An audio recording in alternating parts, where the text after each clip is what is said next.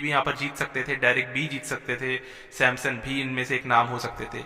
लेकिन at the end जजेस ने यहाँ पर वही देखा जो एक शेप वाली मैं बात कर रहा था।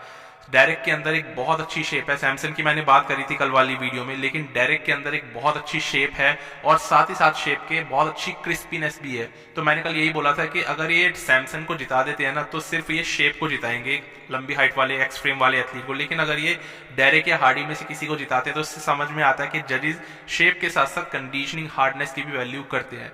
और यही हमने पिछले साल देखा था हार्डी के टाइम पे जब वो जीते थे, उनकी बॉडी में कंडीशनिंग हार्डनेस सब कुछ थी। इस साल हम डेरिक लंडसफर्ड को जीतते हुए देख रहे हैं तो उनकी बॉडी में भी अपने कुछ एक्स फैक्टर्स हैं, उनकी बॉडी में भी जो वैक्यूम और जो वी टेपर आती है वो बहुत अच्छी आती है। एक क्लासिक फ्रेम और एक बहुत अच्छा बॉडी बिल्डर वाला स्ट्रक्चर अब उनका डेवलप होता जा रहा है। हालांकि हार्डी शुपन उनसे कई सारी चीज़ों में अच्छे दिख रहे थे, लेकिन स्टिल यहाँ पर डेरिक को यहाँ पर ट्रॉफी दी गई। पता नहीं क्यों मुझे ऐसा लग रहा था, मतलब एक जो अंदर से फीलिंग आ जाती है ना, आपको पता लग जाता है कि क्या होने वाला है। मुझे ऐसा लग रहा है कि डेरिक को पता चल गया था कि क्या होने वाला है, उनको पहले ही शायद बता दिया गया था। क्योंकि ना जब जैसी रिजल्ट अनाउंस होने वाला था ना, अचानक से डेरिक रोने को हो रहे थे और आउट ऑफ पेशेंस हो रहे थे, जैसे कि उनसे सब्र ना हो रहा हो।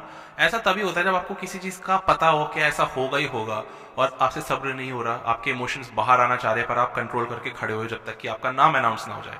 मुझे लग रहा था ये वही वाले इमोशंस है, अगेन एजम्पशन है, बट ऐसा मैंने पहले कभी किसी और एथलीट के साथ होते हुए नहीं देखा, किसी भी और मिस्टर ओलंपिया के ऐसा रिएक्शन पहले कभी नहीं देखा। आमतौर पे शांत होते हैं, डरे हुए होते हैं, लेकिन इस किस्म की हड़बड़ाहट नहीं होती कि बस कंट्रोल करके खड़े होना पड़ रहा है, जैसा कि मान लो पता ही हो पहले से क्या होने वाला है। तो वो चीज़ है। हार्डी का फेस वहीं काफ़ी अलग शांत था, वो साइड में थे, वो सामने फेस नहीं कर रहे थे। तो लग रहा है कि इन दोनों को पहले बता दिया गया था रिजल्ट्स क्या रहने वाले हैं। हार्डी का पता नहीं बहुत अजीब सा रिएक्शन था, जैसे इन सबको एक साथ एक फोटो शूट करवाना था, हार्डी ने एकदम से ट्रॉफी उतारी, बाय करा और चले गए। शायद गुस्से में गए हैं, शायद कोई प्रॉब्लम हुई है, लेकिन देख करके लग रहा है कि वो गुस्से में गए हैं। पता नहीं इस तरीके का उन्होंने बिहेवियर शायद इसलिए किया हो क्योंकि उनको लगता था वो विनर थे, वो डिजर्विंग विनर थे और उनको ना मिला हो, या पॉसिबली ये हो सकता है कि उनको कोई और दिक्कत आ गई हो और वो एकदम से चले गए हो।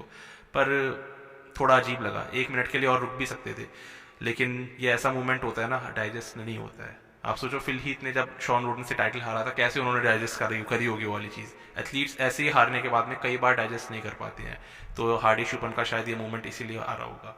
बाकी आपको मैं यहाँ पर बताया था किसको कितना प्राइज मनी मिला। डेरिक को यहाँ पर $4 लाख मिलते हैं, हार्डी शुपन को मिलते हैं $1,75,000, सैमसन दादा $1 लाख लेकर के चले जाते हैं, ब्रेंडन करी को $40,000 मिलते हैं और वहीं एंड्रू जैक को $35,000 मिलते हैं।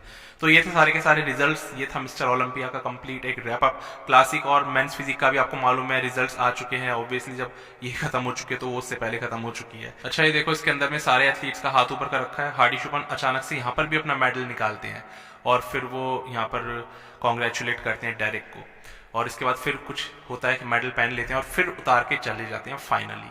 तो वो दिख रहा है कि वो नाखुश है इस रिजल्ट से, बिल्कुल नकार रहे हैं इस रिजल्ट को वो। बाकी अभी